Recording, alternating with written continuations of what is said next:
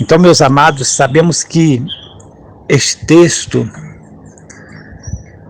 ele termina aqui falando para os romanos, a igreja de Roma, as pessoas que estavam lá em Roma e que receberam este evangelho também, ouviram este evangelho, e muitos aceitaram e começaram a viver este evangelho. Então ele diz assim: entre as quais gentes, entre as quais nações, vocês também foram chamados para serem filhos de Deus através de Jesus Cristo. Versículo 6 deste capítulo 1 de Romanos. Então, os romanos também foram chamados. E muitos outros povos são chamados. O apóstolo Paulo, ele chegou a mencionar em alguma parte dos seus livros que ele pretendia ir até a Espanha. Agora vejam bem, Espanha, possivelmente iria a Portugal. Não sabemos se realmente chegou a ir, Muitos dizem que ele chegou a ir a estes locais, mas nós não temos a certeza absoluta, historicamente falando, se ele chegou mesmo a ir, mas a vontade dele era tanta que ele gostaria de ir. Muitos apóstolos, com certeza, depois dele, muitos cristãos, muitos discípulos, se caso ele não foi, a influência do apóstolo Paulo foi tão grande que muitos acreditam que ele tenha até ido lá, nesses locais. E muitos outros discípulos também se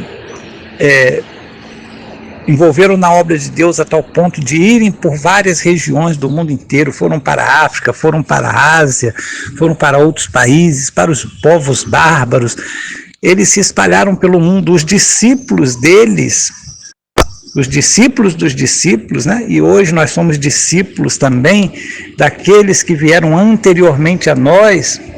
Sim, cada geração vai tendo os discípulos dos discípulos dos discípulos, e hoje chegamos a esta bênção que nós chamamos de graça de Deus, que por Jesus Cristo nós podemos receber. E essa graça não está atrelada a nenhuma denominação, a nenhuma igreja em particular, mas ela está sendo levada por milhares de pessoas em igrejas e até mesmo fora de igrejas, pelo mundo, e muitas pessoas têm aceitado a fé, têm vivenciado a fé, têm procurado a fé em Cristo Jesus. Por isso, meus amados irmãos, nós sabemos que este é um propósito de Deus, a salvação das pessoas. Deus, ele propiciou desde os tempos antigos, desde a antiguidade, mais de 2000 anos, que Jesus viesse para a salvação. Foi conhecida finalmente a figura que era tão esperada, o Messias de Israel.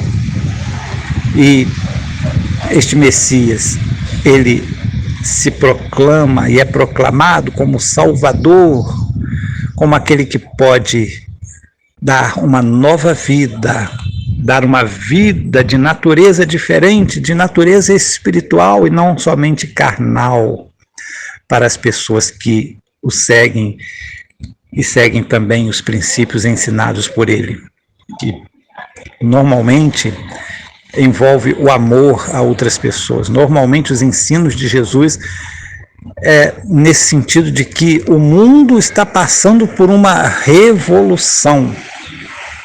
Sempre as coisas estão mudando, mas o amor de Deus, ele permanece o mesmo e quer alcançar os corações das pessoas, quer alcançar a individualidade das pessoas e quer que as pessoas se rendam a este amor.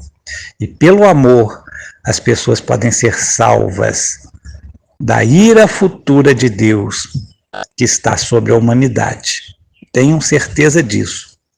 O ser humano, em todas as épocas, e principalmente hoje, na atualidade, no século 21, nós estamos sobre a ira de Deus. A humanidade é alvo da ira de Deus. Porém, O amor de Deus é tão grande que Ele está dando oportunidade para muitas pessoas se salvarem, para muitas pessoas poderem se encontrar com o Mestre Jesus Cristo e servi-lo, e glorificá-lo, e exaltá-lo, e assim conceder-lhes a bênção de se tornarem filhos do Altíssimo.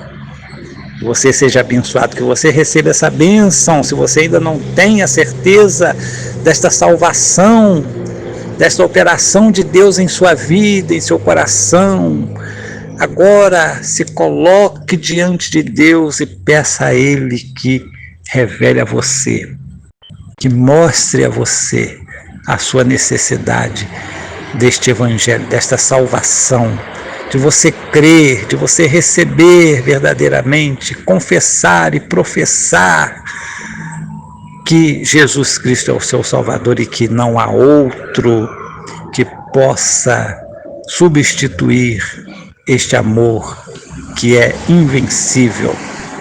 E você vai ver a sua vida transformada por este Jesus maravilhoso. Deus abençoe a sua vida. Um grande abraço, muita paz ao seu coração.